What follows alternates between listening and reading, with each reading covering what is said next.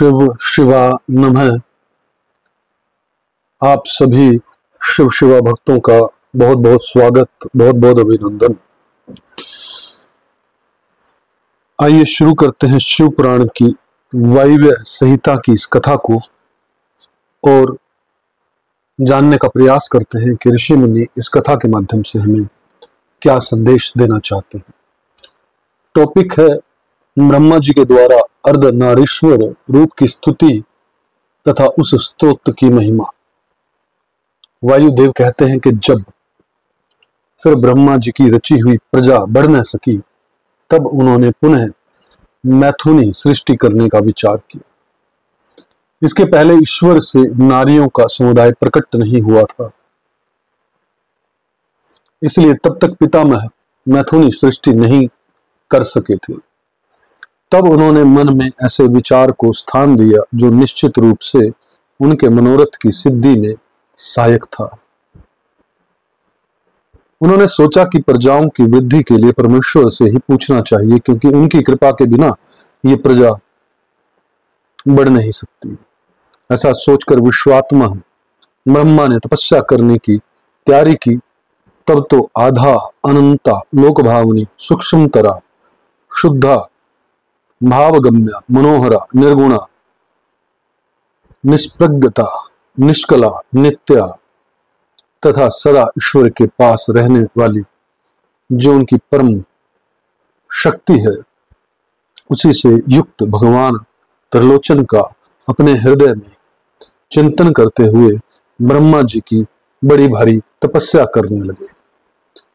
तीव्र तपस्या में लगे हुए परमेश्वरी ब्रह्मा पर उनके पिता महादेव जी थोड़े ही समय में संतुष्ट हो गए। तदंतर अपने अनिर्वचनीय अंश से किसी अद्भुत मूर्ति में आविष्ट हो भगवान महादेव आधे शरीर से नारी और आधे शरीर से ईश्वर होकर स्वयं ब्रह्मा जी के पास गए। उन सर्वव्यापी सब कुछ देने वाले सत असत्य से रहित समस्त उपमाओं से शून्य शरणागत वत्सल और सनातन शिव को दंडवत प्रणाम करके ब्रह्मा जी उठे और हाथ जोड़कर महादेव जी तथा महादेवी पार्वती की स्तुति करने लगे। ब्रह्मा जी बोले, देव महादेव आपकी जय हो, ईश्वर महेश्वर आपकी जय हो, सर्वगुण श्रेष्ठ शिव आपकी जय हो,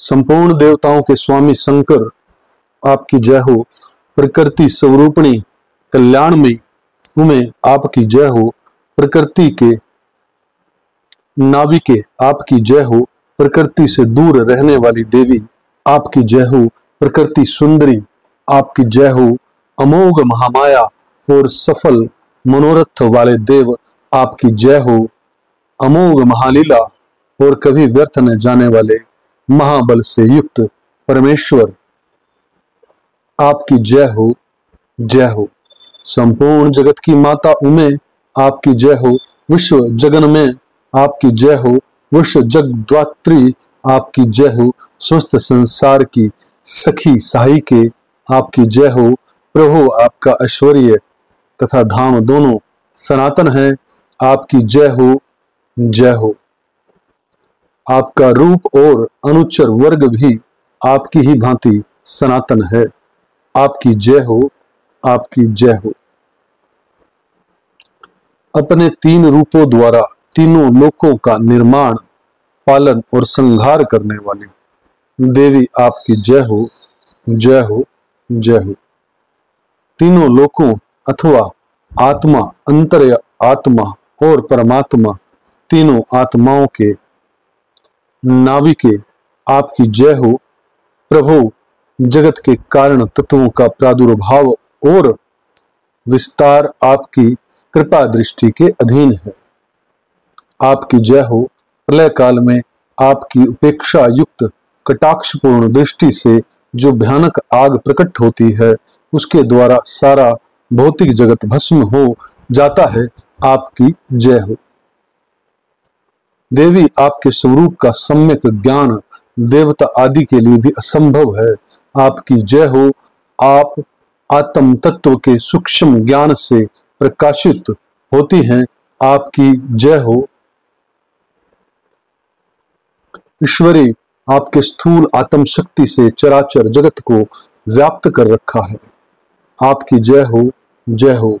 प्रभु विश्व के तत्वों का समुदाय अनेक और एक रूप में आपके ही आधार पर स्थित है। आपकी जय हो। आपके श्रेष्ठ सेवकों का समूह बड़े बड़े असुरों के मस्तक पर पांव रखता है। आपकी जय हो। शरणागतों की रक्षा करने में अतिशय समर्थ परमेश्वरी, आपकी जय हो। संसार रूपी विश्व वृक्ष के उगने वाले अंकुरों का उन्मूलन करने वाली उन्हें आपकी जय हो। प्रादेशिक ऐश्वर्य, वीर्य और शौर्य का विस्तार करने वाले देव, आपकी जय हो। विश्व से पूरे विद्यमान देव, आपने अपने वैभव से दूसरों के वैभव को तिरस्कृत कर दिया है। आपकी जय हो। पंचविद मोक्ष रूप पुरुषार्थ के प्रयोग द्वारा परमानंद में अमृत की प्राप्ति कराने वाले परमेश्वर, आपकी जय हो। पंचविद पुरुषार्थ के विज्ञान रूप अमृत से परिपूर्ण स्त्रोत स्वरूपिणी परमेश्वरी, आपकी जय हो। अत्यंत भयानक संसार रूपी महारोग को दूर करने वाले वैद शिरोमणि, आपकी जय हो। अनादि कर्म फल एवं अज्ञान रूपी अंधकार राशि को दूर करने वाली चंद्रिका रूपिणी शिवे, आपकी जय हो। त्रिपुर का विनाश करने के लिए कालाग्नि स्वरूप महादेव, आपकी जय हो। त्रिपुर भैरवी, आपकी जय हो। तीनों गुणों से मुक्त मुक्तेश्वर, आपकी जय हो। तीनों गुणों का मर्दन करने वाली महेश्वरी, आपकी जय हो। आदि सर्वज्ञ, आपकी जय हो। सबको ज्ञान देने वाली देवी, आपकी जय हो। प्रचुर दिव्य अंगों से सुशोभित देव, आपकी जय हो। मनोवांछित वस्तु देने वाली देवी, आपकी जय हो। भगवान देव, कहाँ तो आपका उत्कृष्ट धाम और कहाँ मेरी तुच्छ वाणी। तदापि भक्ति भाव से प्रलाप करते हुए मुझ सेवक के अपराध को आप क्षमा करें। इस प्रकार सुंदर उक्तियों द्वारा भगवान रुद्र और देव का एक साथ गुणगान करके चतुर्मुख ब्रह्मा ने रुद्र एवं रुद्राणी को बारंबार नमस्कार किया। ब्रह्मा जी के द्वारा पठित यह पवित्र एवं उत्तम अर्धनारीश्वर स्तोत्र शिव तथा पार्वती के हर्ष को बढ़ाने वाला है। जो भक्ति पूर्वक जिस किसी भी गुरु की शिक्षा से स्तोत्र का पाठ करता है, वह शिव और पार्वती को प्रसन्न करने के कारण अपने अभिष्ट फल को प्राप्त कर लेता है। जो समस्त भुवनों के प्राणियों को उत्पन्न करने वाले हैं, जिनके विग्रह जन्म और मृत्यु से रहित हैं, तथा जो श्रेष्ठ नर और सुंदरी नारी के रूप में एक ही शरीर धारण करके स्थित हैं, उन कल्याणकारी भगवान शिव और शिवा को मैं प्रणाम करता हूं। नेक्स्ट टॉपिक है महादेव जी के शरीर से देवी का प्राकट्य और देवी के ब्रह्मध्य भाग से शक्ति का प्रादुर्भाव। वायु देवता कहते हैं कि तदंतर महादेव जी महामेघ की गर्जना के समान मधुर गंभीर मंगलदायिनी एवं मनोहर वाणी से बोले, ब्रह्मांड, तुमने इस समय प्रजाजनों की वृद्धि के लिए ही तपस्या की है। तुम्हारी इस तपस्या से मैं संतुष्ट हूं और तुम्हें अभिष्ट वर देता हूं। इस प्रकार परम उद्धार एवं स्वभावत मधुर वचन कहकर देवेश्वर हर ने अपने शरीर के वाम भाग से देवी रुद्राणी को प्रकट किया, जिन दिव्य गुण संपन्नता देवी को ब्रह्मा वेता पुरुष परमात्मा शिव की पराशक्ति कहते हैं, तथा जिनमें जन्म मृत्यु और जरा आदि विकारों का प्रवेश नहीं है, वे भवानी उस समय शिव के अंग से प्रकट हुई है।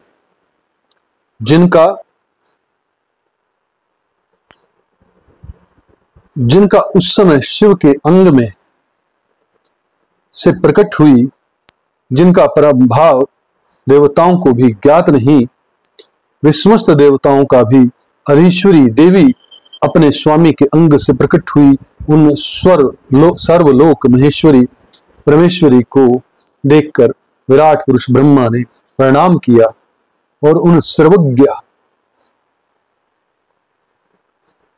सर्वव्यापिनी सूक्ष्म सदा से रहित और अपनी प्रभा से इस संपूर्ण जगत को प्रकाशित करने वाली पराशक्ति महादेवी से इस प्रकार प्रार्थना की।